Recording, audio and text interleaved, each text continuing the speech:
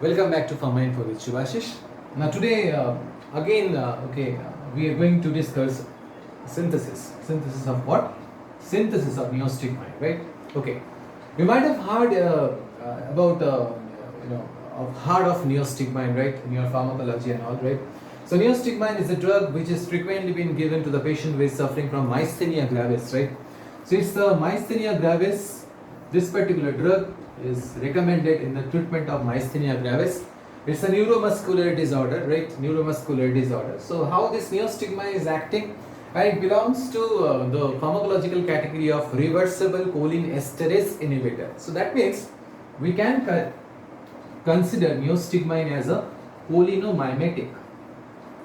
But as I said just now, that basically it is inhibiting what? Acetylcholinesterase, which is responsible for the degradation of acetylcholine. So that means it is the acetylcholinesterase that is acting as a, that can always deplete the concentration of acetylcholine. So that means acting on that particular acetylcholinesterase, it just resist what? The degradation of acetylcholine. So that neuromuscular, that muscle end plate at that particular point, right, neuromuscular junction, the availability of what?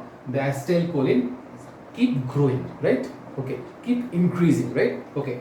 So now this is about this the pharmacological aspect of neostigmine given to the patient who is suffering from myasthenia gravis, which is a neuromuscular disorder, right? So this particular drug is acting at neuromuscular junction, right? I should not go in deep because the topic is synthesis, right? Okay. So that means, and how it is acting? By acting on acetylcholinesterase in a reversible way. It just inhibit the acetylcholinesterase, thereby raising the depleted amount of acetylcholine at that particular area where depletion is observed, right? Depletion of what? Depletion of acetylcholine, right? Okay. And we all know about acetylcholine. That is, it is basically is controlling the motor system and all, right? Okay. So now this is all about your the pharmacological aspect and all, right? Okay. Now after that, later on we'll move to the structure of neostigmines, right? So as such, we won't find any kind of structural clue except the stigmine, right? But in order to know stigmine, you should know that the definition of stigmine, right? The feature which corresponds to stigmine. Okay. So what they observe that stigmine is the stuff in which an aromatic ring is there, and apart from this aromatic ring, we have one something like this. This is an aromatic ring where a quaternary ammonium ion should be there, right? This is a quaternary ammonium ion. This particular feature we found in directly acting cholinomimetics, but this one is indirectly acting cholinomimetics because it is not approaching the receptor. Instead, it is approaching what? Acetylcholinesterase, which causes what? The depletion or the degradation of acetylcholine, right? Chalo. So stigmine is basically, we have a quaternary ammonium ion. This is placed at first position, and we have here a carbamate like O, C double bond O, N followed by R2, right? Okay. So this is about carbamate. Now when these two particular functional entity, they are located or they are para to each other, this particular feature is called as stigmine.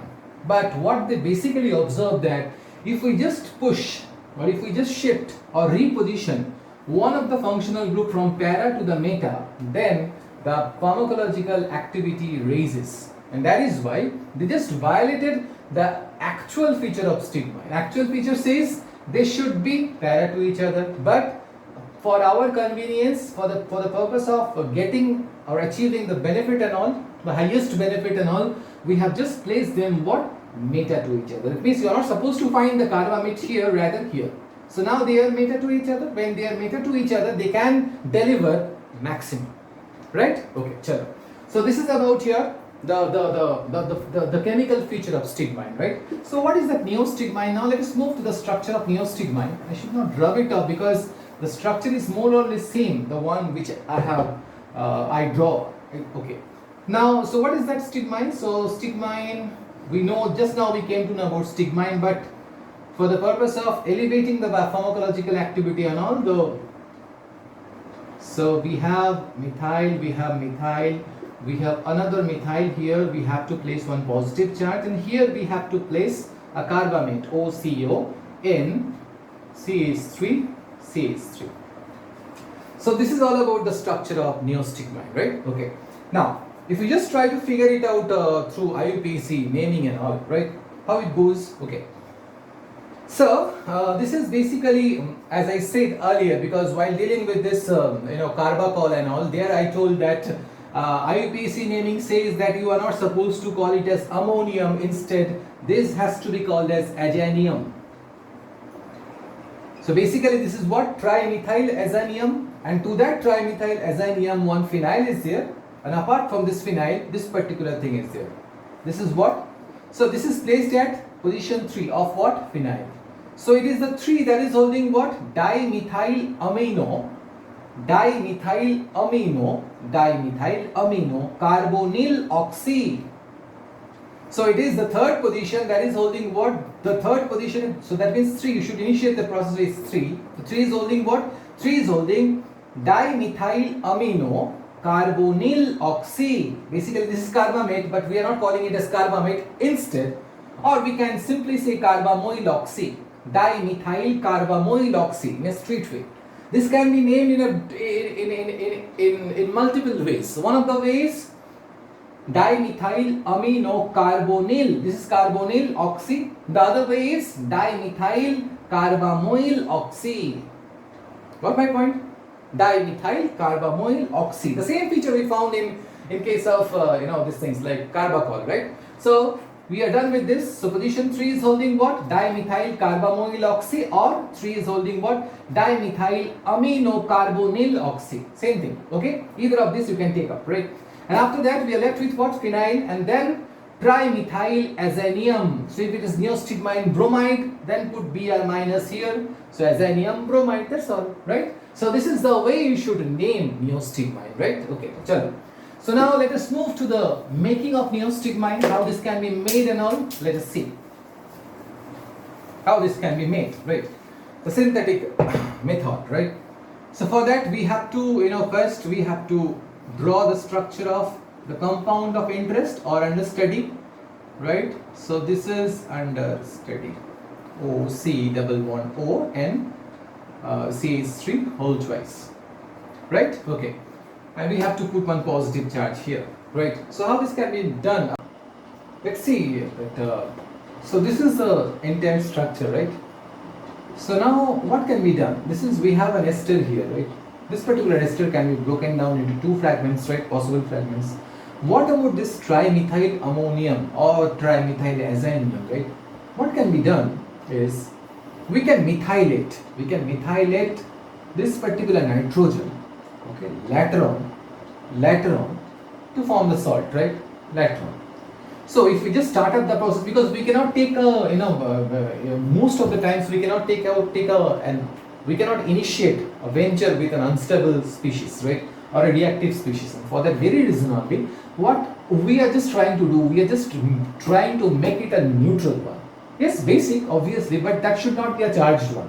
So that means what should be the strategy? The strategy should be methylate, alkylate, not trialkylate, rather monoalkylate, okay, at the verge of completion. So that means one methyl I'll just remove from this. This alkylation will do later, right?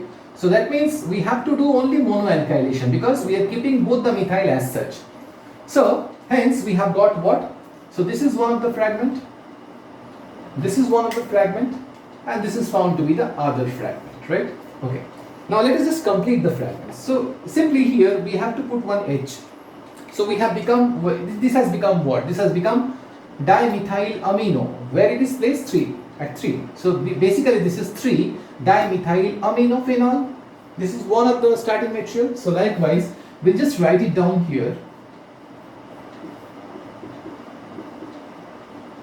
When says 3 whole twice and phenol. So definitely what we are expecting, in order to find it in this form, what need to be done? That means the C double bond O has to be placed here. So that means definitely at the initial level the C double bond O should have an electronegative atom, because it is with that electronegative atom the hydrogen should interact and leave the system, right? So likewise we have to put one halogen here as chloride. So likewise we have got the second reagent as well. So this is Cl, this is C double bond O, and we are left with dimethyl. So with that we are done with what we are with that we are done with the procurement or procuring of both the starting materials. So this is what, this is basically a phenol. It is the phenol at its third position holding what, dimethyl amino phenol, and this is what, dimethyl carbamoyl chloride. So this is dimethyl carbamoyl chloride, right? Okay. And this is the phenol, right? Okay. So interaction will take place, inevitable, right? So it is the interaction that eventually leads to the formation of what? So what? H and Cl both will go off, leaving behind what? CH3 whole twice, O, C double bond O, N, CH3 whole twice. So what is left in the process? So we have got the first intermediate, right? The first intermediate. It is the first intermediate that definitely requires what? Alkylation, methylation. The methylation can be done with what? Methyl bromide, or it can be also done with some other methylating agent like dimethyl sulfate. Dimethyl sulfate, right? So you can take alkyl halide like here, because we have to make neostigmine bromide. So that means you can take what? You can either take methyl bromide, simply CH3Br. What the CH3Br will do? Definitely it will alkylate this one, right? So that means trialkylation took place. Upon alkylation, we have got trialkylated one. So NCH3 whole twice, this should not be the way, okay? If you are just, because you have to make it in a chemical way like this. This is one of the way, right, by which we can present neostigmine, right? So finally, the intermediate one has been converted to the final compound as neostigmine. So apart from this methyl bromide, you can also use what, for the purpose of methylation, especially you can use dimethyl sulfate as well, right? Either of this can be taken up, right? And after that, HBr, the treatment of HBr will eventually lead to the formation of what? Neostigmine bromide. So with that, I am done with the making of neostigmine. Hope you have enjoyed the session. If you really like my videos, please do share my videos, and don't forget to put the like button, right? And put some valuable comments so that I should know that what kind of modification that I have to bring, if any, right? Thank you so very much. Thank you for your kind patience. Thank you.